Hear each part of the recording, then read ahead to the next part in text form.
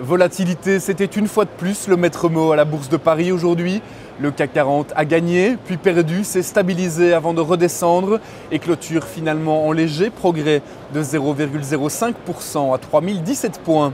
En début de séance, le ralentissement de l'inflation en zone euro a permis à Paris de prendre un peu de hauteur, mais la tendance s'est inversée suite à la publication de statistiques américaines décevantes. En effet, le secteur privé aux États-Unis a créé moins d'emplois que prévu au mois de mai, 133 000 nouveaux postes, alors que le marché en attendait 148 000. La croissance du PIB au premier trimestre a, elle, été revue à la baisse. Les spécialistes annonçaient 2,2% en première approche, mais au final, le chiffre ressort plutôt à 1,9%. Dans l'immédiat, le marché reste plutôt vendeur car les tensions persistent sur la situation européenne. L'Espagne notamment inquiète les investisseurs.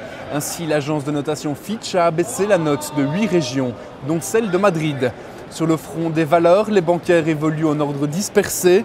Si le Crédit Agricole lâche 0,17%, la Société Générale progresse de 0,91% et BNP Paribas affiche la meilleure progression de l'indice phare à plus 3,09%.